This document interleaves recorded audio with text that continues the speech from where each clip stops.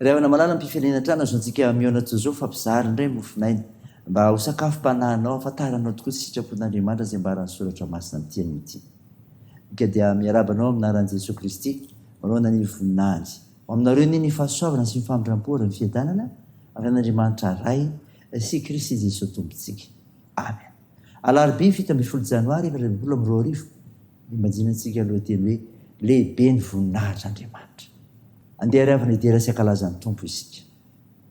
Miderahan Jehovah ry fiaina rehetra, midera azy ry olona rehetra, fa lehibe famindram-pony amintsika ary mandrakizay ny fahamarinan'i Jehovah. Halleluia. Amen.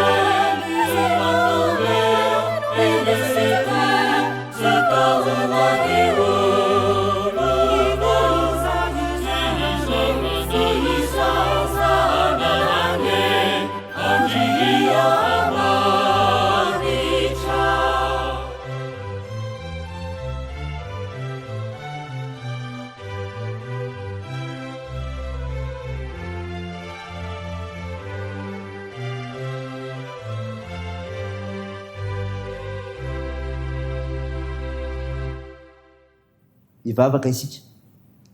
Andriamanitro, mendrika mitondra ny fiainanay ianao ary tia ny olona rehetra ho vonjeny. Midera sy mankalaza me voninahitra sy naranao masina izay noho izany. Satria Andriamanitra fitiavana ianao. Mahatsiaro ny tenanay izay ka tsy tanteraka Tompo noho ny fahamasinanao, koa manatonao mpanetreteny, mamindrafo omery mamelany erikay. Ny avitra nentin'i Jesosy Kristy teo amin'ny hazo-fijaliana ho anay. Tompo, amaky-seny mofinainy izay, dia taria amin'ny fananao masina, mamantarana ny sitraponao.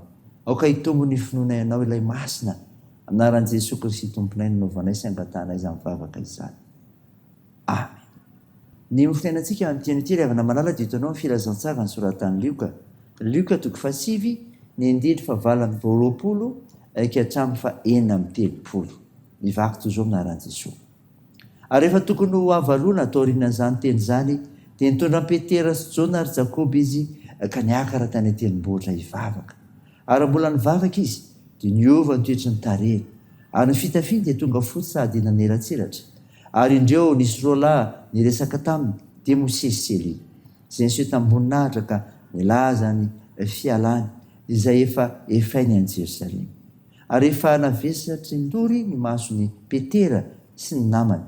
Nefa nahatory ihany izy dia nahita ny voninahitry Jesosy izy sy izy roalahy izay teo aminy.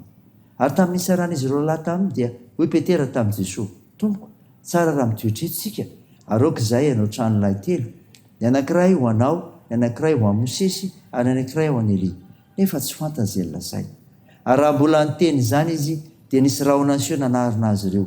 Ary aniditra tao anatin'ny rahona ireo dia raiky tahotra ny mpianatra telolahy ary nisy feavitao amin'ny rahona nanao hoe ity ny zanako voafidiko izy no enoy ary efa nitsahatra ny feo dia Jesosy rery ihany ny hita ary nangina izy ireo ka tsy nilazalaza tamin'ny olana dia ray akory aza tamin'izany andro izany ny amin'izay zavatra efa hitatra. Amen. Ray masino manamasinanay amin'ny fahamarinana ny teninao ny fahamarinana. Amen. Ry havana malala ho aminao ny fiadanana avy amin'ilay Jesosy Kristy mpamonjy antsika. Nofinaina ho antsika an'io ny renentsika teo ny lika 3:27-30 dia milaza ny amin'ny olona mahita ny voninahitr'Andriamanitra. Inona no ataony? Te-ara-monina amin'ny Jesosy Kristy. Te-ara-monina amin'ny Jesosy Kristy. Teny nataon'i Petera tamin'ny niovany Jesosy Kristy taretany tendrombohitra zany ry havana. Zao no lazay. Tompoko, tsara mititretsika. Aroka izay hanao tranolay telo. Dia voalaza eo ny anankiray ho anao, ny anankiray ho amin'ny Mosesy, ny anankiray ho an'i Eli. Nahita any Mosesy sy Eli niseo niaraka tamin'i Jesosy izy ireo. Mosesy sy Eli izay maneho ny lalàna sy ny mpaminany. Jesosy Kristy izay ambarany lalàna sy ny mpaminany ny voninahitr'Andriamanitra. Te-ara-monina sy hanompan'Andriamanitra ao amin'ny Jesosy Kristy no hevitra ilay anangana tranolay. Araka izany, Jesosy Kristy ny voninahitr'Andriamanitra. Ka izay rehetra mitady hita amin'ny voninahitr'Andriamanitra dia tsy maintsy mijery an'i Jesosy Kristy. Ary izay maharitra mijery an'i Jesosy Kristy ihany no mahita ny voninahitr'Andriamanitra. Afara tsara ho anao izany ry havana. Mahireza mijery an'i Jesosy Kristy amin'ny finoanao, amin'ny fanahinao mba ahitanao ny voninahitr'Andriamanitra. Fa ny zavatra faharoa tokoa dia hoe ny olona mahita ny voninahitr'Andriamanitra dia zao mahafantatra ny lalam-pamonjeny. Mahafantatra ny lalam-pamonjeny. Zao voalaza ny 5:30 ary nisy feo avy tao amin'ny rahona nanao hoe ity ny zanako voafidiko izy no enoy. Tamin'ny vanim-potoana anelanelany ry havana, ny feo no namantarana ny sitrapon'Andriamanitra. Eto dia Andriamanitra mihitsy no manambara ny mahampamonjy tsara ny Jesosy Kristy. Jesosy Kristy no natsangan'Andriamanitra ho mpamonjy ny olona rehetra ka tokony enoy. Ka izay rehetra mihaino sy mino azy no rehefa famonjena avy aminy, indrindra amin'ny andro fitsarana. Noho izany dia ny feo rehetra mitarika ao amin'ny finoanan' Jesosy Kristy mpamonjy no tokony enony satria izany avy amin'Andriamanitra.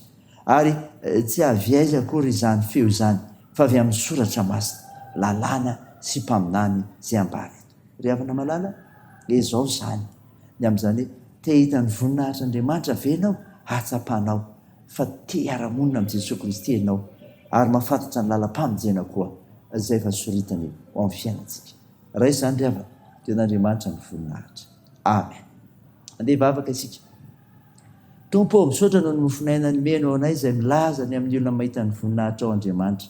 Lasa te-ara-monina aminao amin'ny Jesosy Kristy ary mahafantatra ny lalam-pamonjena koa. Vavaka aminao ary izahay, hay ametraka izao asa filazantsara izao sy ny azakazaka masina tanterahana eo aminao ka hitahinao ireo tompona raikitra rehetra amin'ny fiangonan'i Jesosy Kristy eto Madagasikara ka entiny ambavaka eo anatrehanao. Miainga any amin'ny filoha, ny birao mpiandraikitra foibe, ireo mpiandraikitra foibe, mpiasa imbonana, ireo président synodaly, ireo mpitandrina sy ny mpinisam-batan'olona rehetra izay miparitaka eto amin'izao tontolo izao. Mba omenao hery, omenao fahasalamana, finoana, matanjaka, fahaizana mijoro vavy lehibenao ary toro-tsaina avy amin'ny fananao masina. Rehetra manateraka ireo vina amin'ny fiangonana, ka mifampitsinjo amin'izay tao anomponanao Andriamanitra. Mivavaka aminao izay, Jesosy, vonjeo firenenay. Mesay ianao fanahy masina eto Madagasikara. Sitran'ireo mararika omenao fanantenana. Toan'ny asa fitsaboana, ampirezinao ireo azony manjo. Vonjeo tompo, ireo mareo sikolasy izay.